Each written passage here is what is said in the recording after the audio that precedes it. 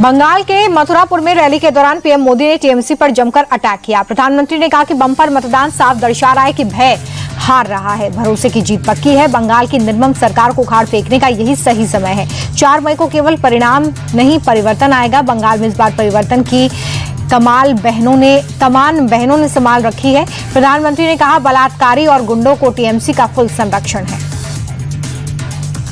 PM Modi ने बंगाल के कृष्णा नगर में चुनावी रैली की और बंगाल में कमल खिलाने का दावा किया। उन्होंने कहा कि बंगाल में इस बार परिवर्तन होगा। यहाँ का हर वर्ग टीएमसी से दुखी है। पूरे बंगाल में एक ही आवाज, पलट दो सरकार के नारे लग रहे हैं। झालमुड़ी को लेकर भी प्रधानमंत्री ने टीएमसी को निशाने पर लिया और कहा कि झालमुड़ी मैंने खाई, मिर्ची टीएमसी को लगी। 4 मई को बंगाल में मिठाई के साथ झालमुड़ी भी बटेगी। बंगाल इलेक्शन के पहले चरण के लिए मतदान के बीच राहुल गांधी ने ममता बनर्जी को लेकर बड़ा बयान दिया। राहुल गांधी ने कहा कि ममता की वजह से बंगाल में बीजेपी का रास्ता खुला। ममता बनर्जी पर हमला बोलते हुए राहुल गांधी ने कहा कि अगर ममता बनर्जी ने साफ सुथरी सरकार चलाई होती तो बीजेपी न आती। उन्होंने आरोप लगाते हुए कहा कि ममता बनर्जी ने बंगाल में ध्रुवीकरण कराया और इससे बीजेपी को मौका मिल रहा है। बंगाल में पहले चरण की वोटिंग के बीच कुमारगंज में बीजेपी उम्मीदवार पर अटैक हो गया है। टीएमसी समर्थकों पर बीजेपी प्रत्याशी शुभेंदु सरकार को दौड़ा कर पीटने का आरोप है। सुरक्षा कर्मियों ने बड़ी मुश्किल से बीजेपी प्रत्याशी को भीड़ से छुड़वाया। घटना पर चुनाव आयोग ने संज्ञान लिया है। अधिकारियों से रिपोर्ट तलब की है। पश्चिम बंगाल के मुर्शिदाबाद के नाओदा में वोटिंग के दौरान जबरदस्त बवाल हो गया। टीएमसी और हुमायूं कबीर की पार्टी के कार्यकर्ता आपस में भिड़ गए।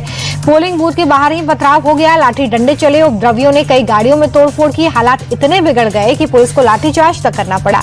चुनाव आयोग ने संज्ञान लिया है। डीएम और जिला निर्वाचन पदाधिकारी से रिपोर्ट तलब की है। एफआईआर दर्ज कर 2 लोगों को गिरफ्तार भी किया गया है। मुर्शिदाबाद में हुई हिंसा को लेकर हुमायूं कबीर पोलिंग बूथ के बाहर धरने पर बैठ गए हैं। हुमायूं कबीर का आरोप है कि पुलिस ने उनके कार्यकर्ता को पीटा। एजीयूपी नेता ने लाठीचार्ज करने वाले पुलिसकर्मी पर कार्रवाई की मांग की। हुमायूं कबीर ने ममता बनर्जी के कार्यकर्ताओं पर गुंडागर्दी का आरोप लगाते हुए सख्त कार्रवाई की डिमांड की है। कूच बिहार में वोटिंग के दौरान टीएमसी कार्यकर्ताओं ने हंगामा कर दिया है। बरकोदली 2 ग्राम पंचायत के 237 और 238 बूथों पर टीएमसी कार्यकर्ताओं ने सड़क जाम की। शिकायत मिलने के बाद पुलिस ने टीएमसी कार्यकर्ताओं को खदेड़ा। तो वहीं सिलीगुड़ी में भी टीएमसी और बीजेपी कार्यकर्ताओं के बीच में झड़प हुई। आसनसोल दक्षिण में बीजेपी उम्मीदवार अग्निमित्रा पॉल की कार पर पथराव हुआ है। अग्निमित्रा पॉल की कार का पिछला हिस्सा जहां शीशा लगा हुआ था पूरी तरह से टूटा है। ये वारदात आसनसोल दक्षिण के रहमत नगर के पास हुई है। अग्निमित्रा पॉल जब यहां एक मतदान केंद्र का दौरा करने के बाद लौट रही थी तभी उनकी कार पर अटैक हुआ है। इसमें कार में पीछे बैठे लोगों को चोट आई है। अग्निमित्रा पॉल ने कहा कि इस तरह ममता चुनाव नहीं जीत सकती हैं। तमिलनाडु में आज सभी 234 विधानसभा सीटों पर वोटिंग हो रही है। टीवी के प्रमुख और प्रसिद्ध अभिनेता विजय ने चेन्नई के बूथ पर अपना वोट कास्ट किया।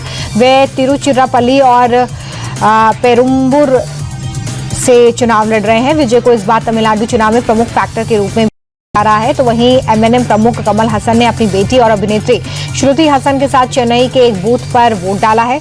चेन्नई में प्रसिद्ध अभिनेता रजनीकांत ने भी अपना वोट कास्ट किया। तमिलनाडु के मुख्यमंत्री एमके स्टालिन ने चेन्नई स्थित एक पोलिंग बूथ पर अपनी पत्नी के साथ मतदान किया। सीएम ने जनता से भी मतदान करने की अपील की है। सीएम ने कोलाथूर सीट से चुनाव लड़ने का इस बार फैसला लिया था। वहीं से वो चुनावी मैदान में हैं। चेपॉक और तिरुवल्लीकेनी से उप मुख्यमंत्री उदयनिधि स्टालिन एक मतदान केंद्र पर वोट कास्ट करते नजर आए। विधानसभा चुनाव के बाद पेट्रोल डीजल की कीमत 25 से 28 रुपए प्रति लीटर बढ़ाने की रिपोर्ट्स को सरकार ने सिरे से खारिज कर दिया है। पेट्रोलियम मंत्रालय ने बयान दिया कि पेट्रोल डीजल के रेट बढ़ाने वाली खबरों को हम फर्जी बताते हैं। मंत्रालय ने वायरल रिपोर्ट का खंडन करते हुए साफ किया कि सरकार का ऐसा कोई भी प्रस्ताव नहीं आया है। जनता अफवाहों पर ध्यान न दे। अदालत की कार्रवाई के वीडियो को पोस्ट करने के मामले में दिल्ली हाईकोर्ट ने केजरीवाल को नोटिस जारी कर दिया है। आबकारी मामले से जुड़े एक केस में केजरीवाल ने खुद कोर्ट में पेश होकर दलीलें दी थी। इसी का वीडियो तमाम सोशल मीडिया प्लेटफॉर्म्स पर वायरल किया गया था, जिसके बाद मामले में एक जनहित याचिका दायर की गई। अवमानना की कार्रवाई की मांग की गई है। अब कोर्ट ने इसी याचिका पर केजरीवाल को नोटिस दिया है।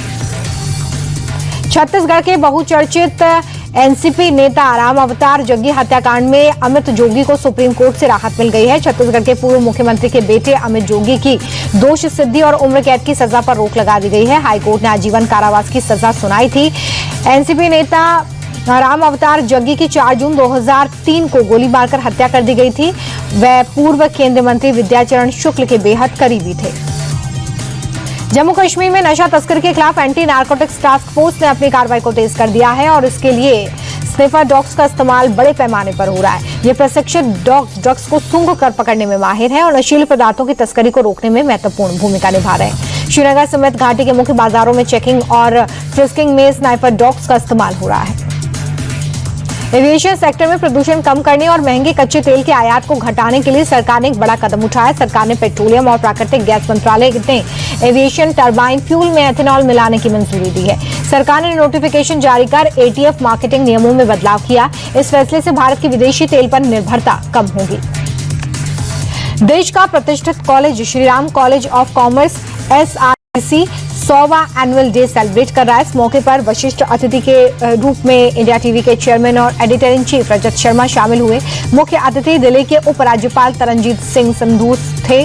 कार्यक्रम को संबोधित करते हुए रजत जी ने कहा कि SRCC के 100 साल के सफर में 53 साल से उनका भी रिश्ता बना हुआ है। उन्होंने कहा कि मैं आज जो कुछ भी हूँ SRCC की वजह से हूँ। रजत जी ने कहा कि SRCC के सीनियर हर फील्ड में हैं और देश की तरक्की में योगदान दे रहे हैं।